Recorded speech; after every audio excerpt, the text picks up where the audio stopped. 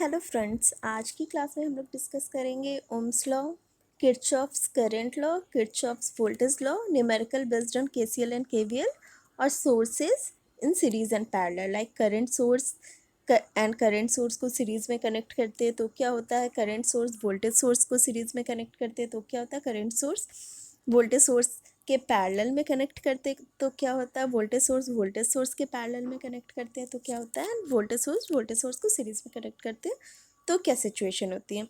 Now start करते हैं।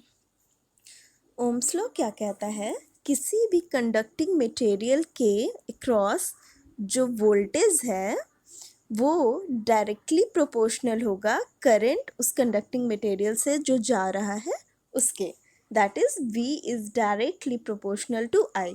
जब प्रोपोर्शनलिटी साइन हटाएंगे तो एक कांस्टेंट ऐड करेंगे and that constant is our resistance R। R की यूनिट क्या होती है, ओम। एक टर्म और इंक्लूड करेंगे यहाँ, plus minus voltage across this resistance and I। तो इस केस में क्या होगा, I is proportional to V। अगर एक ग्राफ ड्रॉ करते हैं तो यहाँ I हो गया, यहाँ V हो गया एंड ये जो स्लोप देता है ये स्लोप डिनोट करता है resistance.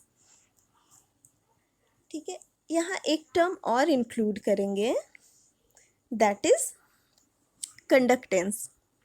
Conductance is denoted by G and conductance is equals to 1/R।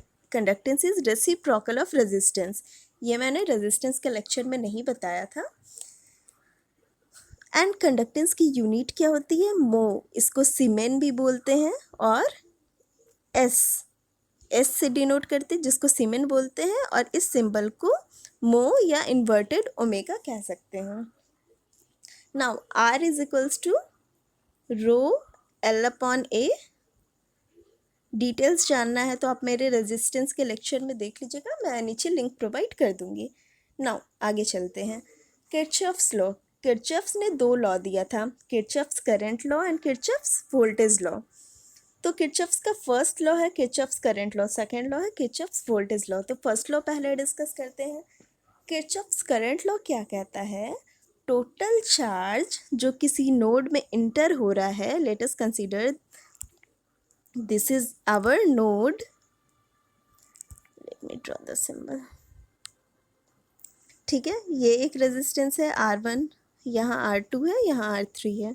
तो इस जंक्शन पे एक नोड मान लेते हैं जिसको A से डिनोट करते हैं। यहाँ I1 इंटर कर रहा है, यहाँ I2 लीव कर रहा है, यहाँ I3 लीव कर रहा है। तो इस जंक्शन पे A पे जो करंट आ रहा है एंड इस A पे जो करंट इंटर कर रहा है एंड जो करंट लीव कर रहा है शुड बी ज़ीरो। मतलब अगर मान लेते हैं I1 इंटरिंग है, it must be equal to I2 leaving plus I3 leaving. Charge entering is equals to charge leaving. This theorem is based on conservation of charge. ये थ्योरम कंजर्वेशन ऑफ चार्ज पे काम करता है, that is conservation of charge क्या कहता है, overall electrical charge remain constant within a circuit.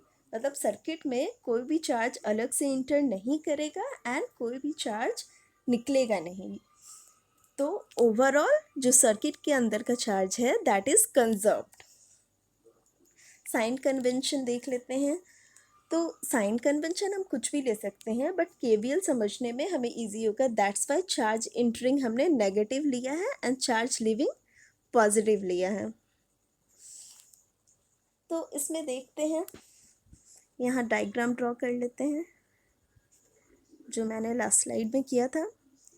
I1 R1, I2 R2, I3 R3। तो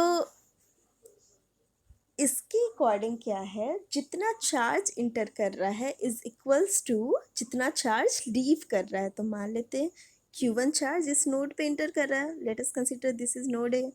Q1 charge enter कर रहा है is equals to Q2 charge plus Q3 charge.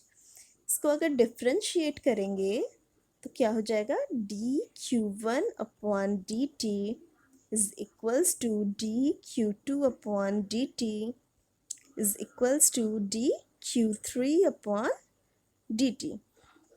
तो इसको क्या लिख सकते हैं, dq अपन dt क्या होता है, I होता है, I1 sorry plus I1 is equals to I2 plus I3।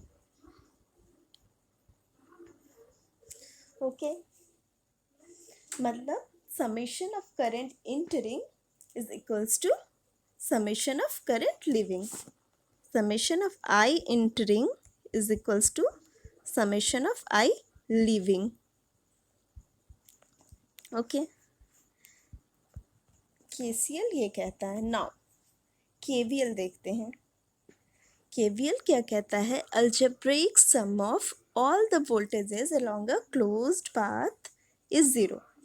मतलब sum of voltages within a circuit is zero। किसी भी क्लोज्ड पाथ में या किसी भी सर्किट में सम ऑफ वोल्टेजेस ज़ीरो होना चाहिए। लाइक एक सर्किट ड्रॉ कर लें, यहाँ R, यहाँ L, यहाँ C मान लेते हैं, ठीक है। नाउ यहाँ से सप्लाई दिए प्लस माइनस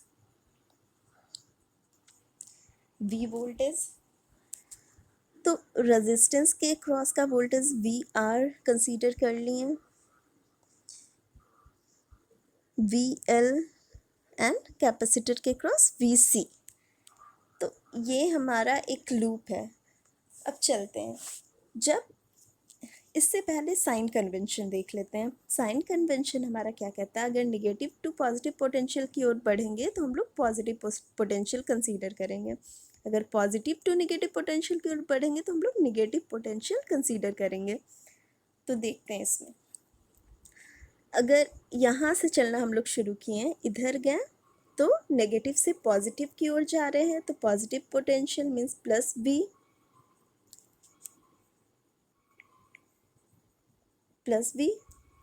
ठीक है। फिर इधर गए तो पॉजिटिव से निगेटिव की ओर माइनस VR, यहाँ गए पॉजिटिव से निगेटिव की ओर माइनस VL, ठीक है। इधर गए पॉजिटिव से निगेटिव की ओर minus VC is equals to zero. Sum of the voltages should be zero. Okay, तो क्या हो जाएगा, V is equals to VR plus VL plus VC। Now इसको क्या लिख सकते हैं, V is equals to VR की जगह क्या लिख सकते हैं, IR प्लस VL की जगह क्या लिख सकते हैं, L di/dt। मैंने पिछले लेक्चर्स में बताया था, please refer L di/dt। Inductor में बताया था मैंने, कैपेसिटर में मैंने बताया था C के टर्म्स में VC को क्या लिख सकते हैं, 1/CI dt। Okay, now circuit में वैल्यू सबकी दी रही होगी and you can solve. Now एक चीज़ और कह रहा है ये, कंजर्वेशन ऑफ एनर्जी। KCL क्या कहता था, conservation of charge, and KVL क्या कहता है, कंजर्वेशन ऑफ एनर्जी। तो कंजर्वेशन ऑफ एनर्जी कैसे होता है, हम लोग जानते हैं potential is equals to V is equals to work done per unit charge. Okay, and work done per unit charge is what, it is energy. Net work done ये कहता है summation of V is equals to zero, it means summation of WI is equal WI upon Q is equals to 0. It means net work done is equals to 0. जब net work done 0 हो गया, it means energy of the system is conserved. इसलिए KVL में conservation of energy होता है and KCL में conservation of charge होता है। ओके, नाउ एक न्यूमेरिकल डिस्कस। तो V1 को हम क्या लिख सकते हैं, V1 is equals to 8I1, V is equal to IR, V2 is equals to 3i2 and V3 is equals to 6i3. Now ये लूप 1 कंसीडर करते हैं एंड ये लूप 2 कंसीडर करते हैं। तो पहले KVL लगाते हैं लूप 2 में। तो क्या होगा, plus V2 minus V3 is equals to 0। जैसे जैसे मैंने एरो दिया वैसे मूव कीजिए। जब इधर ऊपर जाएंगे तो क्या होगा, प्लस V2, देन जब ऐसे टर्न लेंगे तो माइनस V3। V2 की वैल्यू क्या है, 3i2 माइनस V3 की value 6i3 is equals to 0। इससे i2 एंड i3 में रिलेशन आ गया, i2 is equals to 2i3। ये हमारा एक इक्वेशन हो गया। नाउ KVL लगाएंगे लूप 1 में। तो लूप 1 में हम देख सकते हैं +30, जिधर एरो दिया है वैसे मूव कीजिए। प्लस की ओर से निकल रहे हैं तो +30 minus V1 minus V2 is equals to 0। 30 is equals to V1 plus V2। V1 की वैल्यू क्या है, 8i1 एंड V2 की वैल्यू है 3i2। तो इसको लिख सकते हैं 30 is equal to 8i1 plus क्या थी, 3i2 plus 3i2। Now KCL अगर लगाते हैं नोड A में, तो नोड A देख लेते हैं कहाँ पे है, यहाँ नोड A है। करंट इंटरिंग करंट क्या है, I1 and living current I2 and I3। तो इंटरिंग करंट के लिए हम लोग माइनस साइन देंगे, माइनस I1, लिविंग करंट के लिए प्लस साइन देंगे, plus I2 plus I3 is equals to 0। I1 is equals to I2 plus I3 and equation 1 से हमें क्या मिला था, I2 is equals to 2i3। तो I2 की जगह 2i3 पुट कर दिया प्लस I3। तो इससे हमारा I1 एंड I3 में रिलेशन आ गया, I1 is equals to 3i3। Okay, now अब इक्वेशन इसे मान लेते हैं, ये हमारा इक्वेशन 3 है कंसीडर। तो इस इक्वेशन में हम I3 के टर्म्स में I1 एंड I2 दोनों की वैल्यू पुट करेंगे। तो क्या हो जाएगा, 30 इज इक्वल्स टू 8i1 है, तो I1 की वैल्यू I3 के टर्म्स में 3i3, 8 into 3i3, 8 into 3i3 लिख सकते हैं, प्लस 3i2। तो I2 की वैल्यू देख लेते हैं I3 के टर्म्स में, I2 is equals to 2i3। तो 3 इंटू 2i3 लिख सकते हैं, 3 इंटू 2i3। 3 कॉमन लेंगे तो ये 10 टाइम्स में कट जाएगा। 10 इज इक्वल्स टू 8 2 10, 10i3। यहाँ से I3 is equals to 1 ampere. Okay, now I1 is equals to 3i3 है, तो I1 की वैल्यू क्या हो जाएगी, 3 into I3 means 3 ampere. And I2 की वैल्यू क्या है, 2i3। तो क्या हो जाएगा, 2 amperes, 2 into I3 that is 2 amperes. तो I1 I2 I3 की वैल्यू फाइंड आउट हो गई। नाउ वोल्टेज की वैल्यू फाइंड आउट कर लेते हैं। V1 इज इक्वल्स टू क्या था, 8i1, 8 इंटू I1 की वैल्यू क्या है, 2 ampere, sorry 3 ampere, it means 24 volt. 3 into I2 की वैल्यू क्या है, 2 ampere, it means 6 volt, and 6 into 1 ampere, it means 6 volt. तो V3 6 वोल्ट हो गया, V2 6 वोल्ट हो गया एंड V1 24 वोल्ट हो गया। तो सारा पैरामीटर्स हमारा फाइंड आउट हो गया। नाउ आगे चलते हैं, सोर्सेज इन सीरीज और पैरेलल।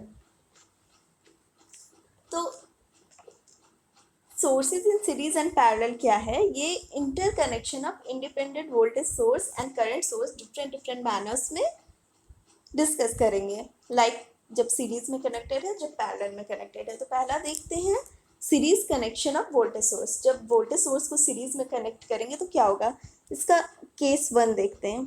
केस 1 क्या हो सकता है, कनेक्शन हमारा सेम पोलैरिटी में हो, लाइक ये V1 है, ये V2 है, सेम पोलैरिटी मीन्स प्लस एक तरफ हो और माइनस एक तरफ हो दोनों का। इसका इक्विवेलेंट क्या हो जाएगा, दोनों का सम हो जाएगा, प्लस माइनस ये V1 प्लस V2 हो जाएगा। This is our equivalent voltage source. ठीक है, इसका एक ऑपोजिट पोलैरिटी में भी कनेक्शन हो सकता है, तो वो भी करके देख लेते हैं। प्लस माइनस और यहाँ क्या ले लिए, माइनस प्लस, तो ऑपोजिट पोलैरिटी में ये V1 हो गया, V2 हो गया। इसका इक्विवेलेंट क्या हो जाएगा, जो भी बड़ा, consider V1 is greater than V2, यहाँ मान लेते हैं V1 बड़ा है V2 से, तो प्लस माइनस उसी का सिंबल हो जाएगा जो बड़ा है, यहाँ V1 माइनस V2 हो जाएगा।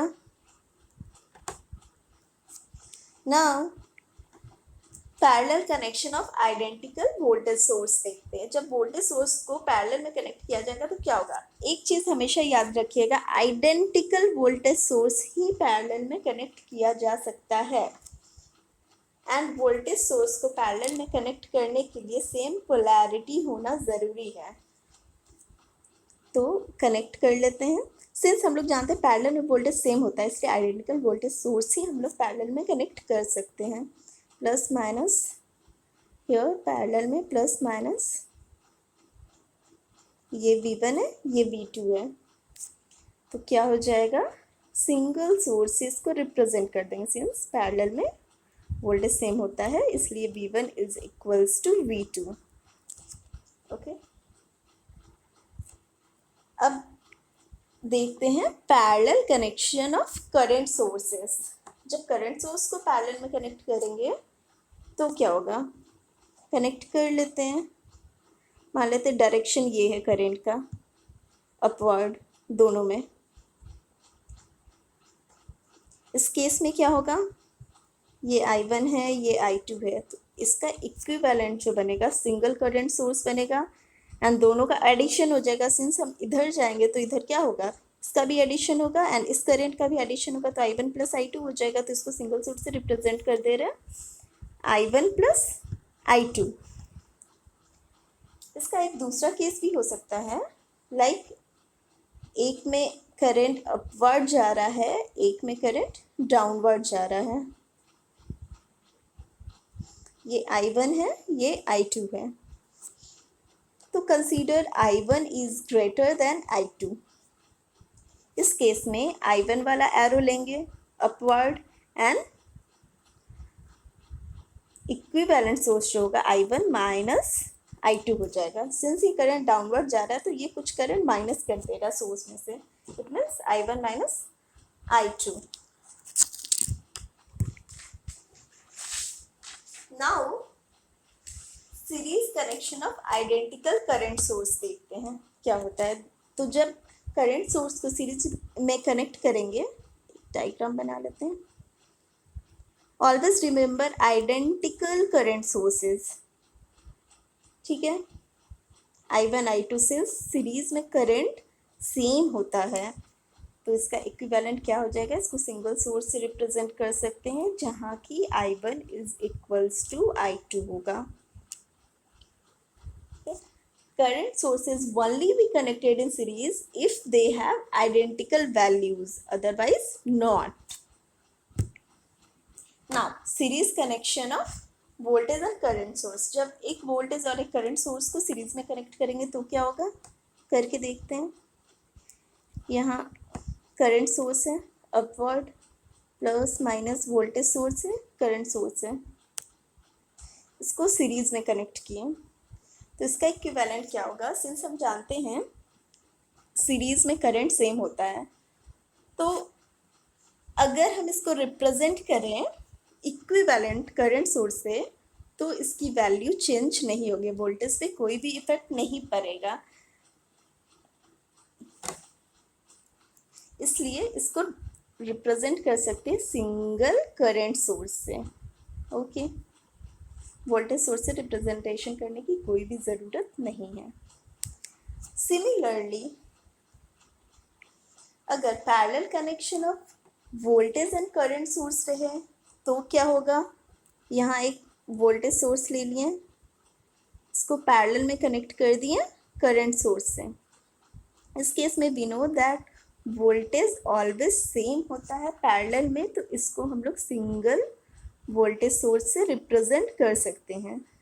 करंट सोर्स पे कोई भी इफेक्ट नहीं पड़ेगा। That's all, thank you.